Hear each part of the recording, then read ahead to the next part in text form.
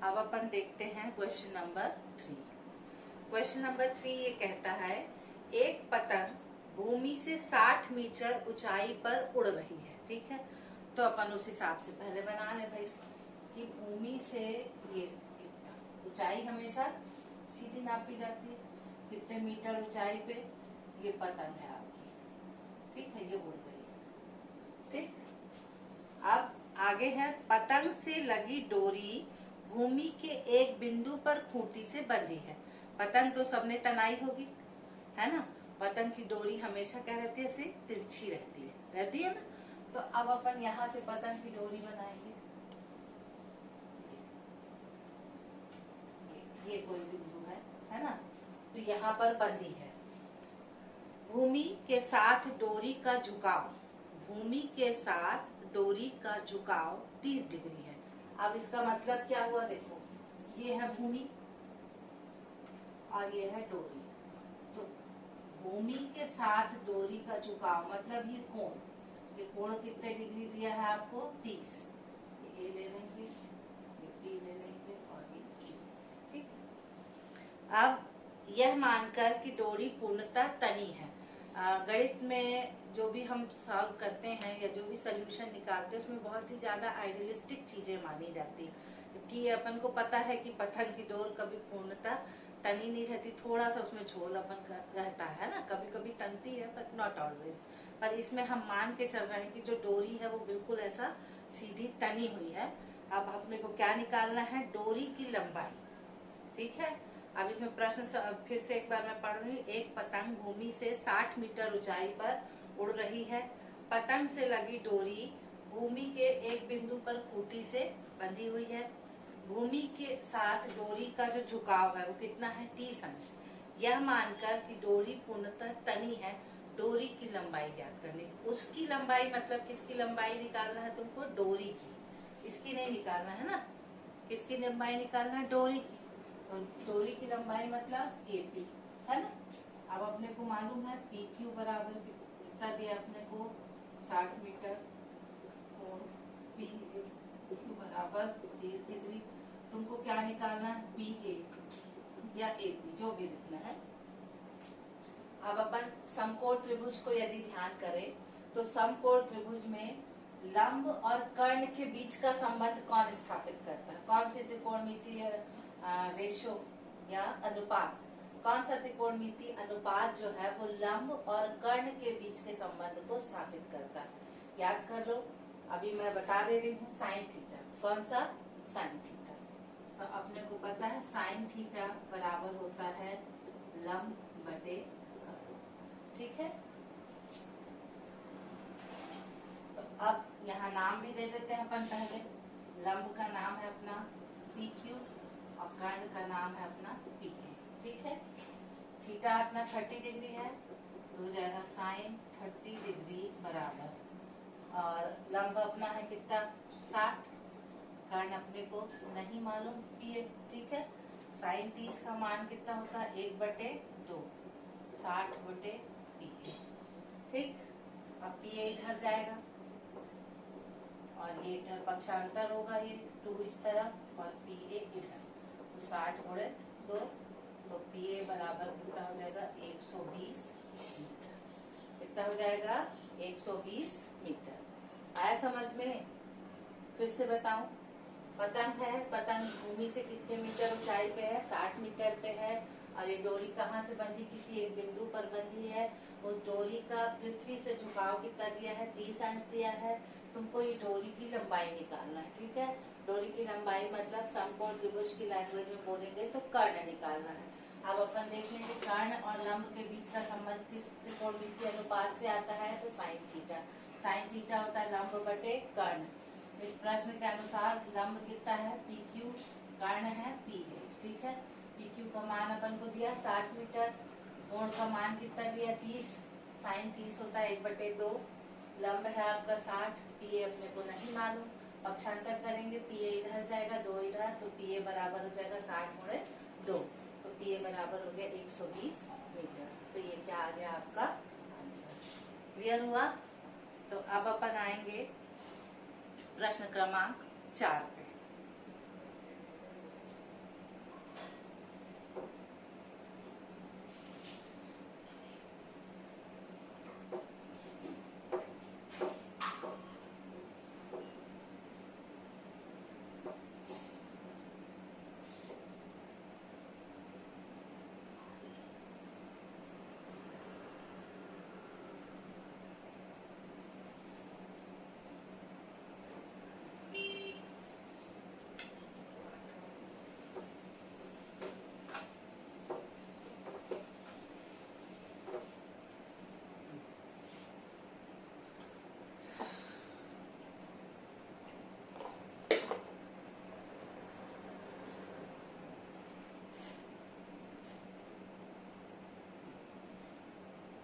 प्रश्न क्रमांक 4 हमसे ये कहता है किसी स्तंभ के पाद बिंदु से 15 मीटर ऊंचे एक भवन के शिखर का उन्नयन कोण। अब इसमें ध्यान से पढ़ना, किसी स्तंभ के पाद बिंदु मतलब कोई एक ऐसा स्तंभ है, इसके फुट से, ठीक है, 15 मीटर ऊंचे एक भवन का मतलब उसके सामने जो भवन है उसकी ऊंचाई कितना है 15 मीटर, ठीक है, उन्नयन कोण 30 डिग्री तथा भवन के पाद बिंदु से शिखर का उन्नयन कोण कितना है 60, ठीक।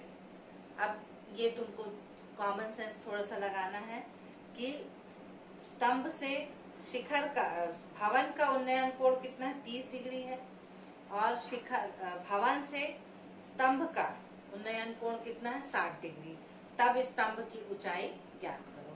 अब यहाँ पर थोड़ा सा आप कॉमन सेंस यूज कीजिए, स्तंभ में और क्या बोलना चाहिए भवन में कौन ऊंचा है। देखो ये है मान लो आपका स्तंभ और ये है भवन, ठीक। अब ये दोनों के बीच की दूरी हो जाएगी, ठीक। ये कह रहा है स्तंभ से ये 15 मीटर है भवन, भवन का उन्नयन कोण कितना है मान लो ये 30 डिग्री, कितना दिया है 30 डिग्री।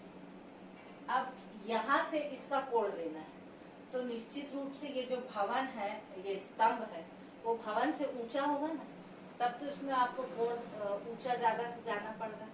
क्लियर हुआ कि नहीं हुआ? ठीक है, क्या होगा इससे थोड़ा हमको मुंडी और ऊंचा करना पड़ेगा, मतलब स्तंभ जो है वो लंबा है, किससे लंबा है भवन से। ये तुमको ध्यान रखना, अगर यहाँ पे गड़बड़ किए तो आपका पूरा सोल्यूशन इससे प्रभावित होगा। तो इसीलिए मैंने कहा है कि प्रश्न को आप पहले ध्यान से पढ़िए, समझिए और फिर उसका हल कीजिए, ठीक है। प्रश्न फिर से आप ध्यान से सुन लीजिए, किसी स्तंभ के पाद बिंदु से 15 मीटर ऊंचे एक भवन के शिखर का उन्नयन कोण 30 अंश है और उस शिखर के क्या बोलना चाहिए तथा भवन के पाद बिंदु से स्तंभ के शिखर का उन्नयन कोण कितना है 60 डिग्री है, ठीक। तब स्तंभ की ऊंचाई ज्ञात करनी है। क्लियर है? जिसको देखने में आपको ज्यादा मुंडी उठाना पड़ रहा है वो ज्यादा ऊंचा होगा और जिसको देखने में कम ऊंचा करना पड़ रहा है मुंडी वो कम ऊंचा होगा, क्योंकि दूरी तो देखो यहाँ पे खड़े होंगे तो भी ये दूरी उतनी ही रहेगी और यहाँ पे खड़े होंगे तो भी ये दूरी उतनी ही रहेगी, दूरी कम ज्यादा थोड़ी हो रही, क्योंकि स्तंभ भी स्थिर है और भवन भी स्थिर है। जब हम भवन में खड़े हो रहे हैं तो हम उतनी ही दूरी, मान लो 10 मीटर है दोनों के बीच की दूरी, तो दूरी तो वही रहेगी। तो अब ये देखना है कि जिसको देखने में हमको ज्यादा मुंडी उठाना पड़ रहा है, ज्यादा बड़ा कोण बन रहा है, वो ज्यादा ऊंचा होगा, जिसको देखने में कम कोण बन रहा है वो कम ऊंचा होगा, ठीक है। तो किसको देखने में कम कोण बन रहा है तो भवन को देखने में, तो कौन छोटा होगा भवन, कौन बड़ा होगा स्तंभ, ये आपको याद रखना, ठीक है। ये जो कोण आया ये कितना आया आपका 60, ठीक। अब ये स्तंभ हो गया आपका PQ, ये मान लो आपका RS, अपन एक सीधी गणित की स्थिति, ठीक है। अब तुमको निकालना, कैसे निकालेंगे अपन, अब ये 15 है तो मान लो ये T ले लेते हैं, तो ये भी कितना हो जाएगा आपका 15 मीटर हो जाएगा ना। अब अपने को निकालना, अपन दो ट्रायंगल लेते हैं, पहला लेते हैं ट्रायंगल PSQ, PSQ ये वाला लिया, ठीक है। अब इसमें लेंगे तो अपने पास देखो ये दूरी तो नहीं है, ये तो दोनों में अपन मान लेते हैं x, दोनों में क्या मान लेंगे x, ठीक। आ रहा समझ में? अब इसमें लेंगे अपन tan थीटा। देखो जब जब लंब और आधार के माध्यम से कुछ निकालना है तो वहां कौन सी त्रिकोणमितीय अनुपात का इस्तेमाल करेंगे tan थीटा। जहाँ पे कर्ण निकालना हो, आधार दिया हो तो cos थीटा, कर्ण निकालना हो लंब दिया हो तो sin थीटा, ठीक है। पर आधार और लंब का जहाँ तक संबंध आता है वहां पे कौन यूज करेंगे अपन tan थीटा। यहाँ tan थीटा हो गया आपका PQ अपॉन QS, ठीक है। अब tan थीटा मतलब tan 60 डिग्री हुआ, PQ तो कुछ नहीं है, PQ ही रहने दे, चाहे तो अपन इसको H लिख सकते हैं, ठीक है। क्या लिख सकते हैं अपन इसको H, h अपॉन QS। ठीक, अब QS को क्या माना अपन ने, x। QS को क्या माना अपन ने, x। और tan 60 का मान कितना होता है, करनी थी h बटे x। अब पक्षांतर अगर कर देंगे तो h बराबर हो जाएगा करनी 3x। इसको अपन नाम देंगे पहला समीकरण।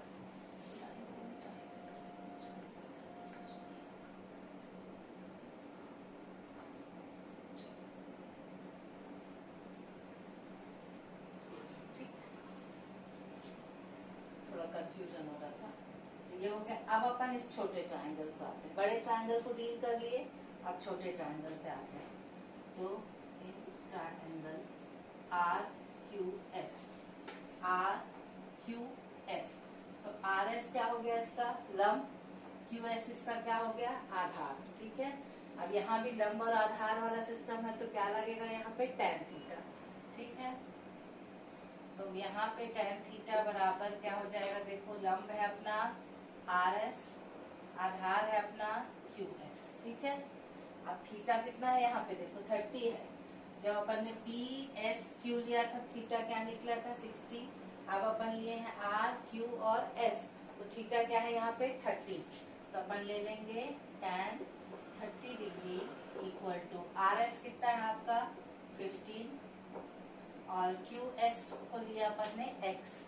QS को कितना ले लिया अपन ने x। अब tan 30 का मान कितना होता है बताओ, 1 बटे करनी 3 और ये 15 बटे x। अब पक्षांतर कर दें तो यहाँ से हो जाएगा x इक्वल टू 15 करनी 3। ये अपन सेकंड ले लेते हैं। ठीक है, कोई दिक्कत इसमें। अब पहले और दूसरे समीकरण में देखो, तो x का मान कितना निकल गया 15 करनी 3। इसको अपन क्या लिख देंगे, पहले समीकरण में डाल सकते हैं। ठीक है, तो समीकरण 1 से h बराबर करनी 3x, अतः h बराबर करनी 3 इंटू 15 करनी 3। तो h बराबर क्या हो गया करनी 3 इंटू करनी 3। अब भी थोड़ी देर पहले मैंने आपको समझाया है कि उसका मान होता है 3, तो 15 दिया 45। h बराबर कितना हो गया 45 मीटर। ठीक, ये आंसर आ गया आपका। तो आप चाहेंगे तो छोटे को पहले करके बाद में बड़े को कर सकते, माने उल्टा चल सकते हो। पहले 15 करनी 3 आ जाएगा, फिर जब इसको हल करेंगे यहाँ पे करनी 3x आएगा, तो x की जगह उसका मान डाल देंगे पहले, है ना। तो दोनों तरह से कर सकते हैं, पहले छोटे को करके पहले फिर बड़े को करें, या पहले बड़े को करके फिर छोटे को करें, दोनों तरह से कर सकते हैं। तो ये हो गया आपका क्वेश्चन नंबर 4। ठीक है, क्वेश्चन नंबर तो ये हो गया आपका क्वेश्चन नंबर 4।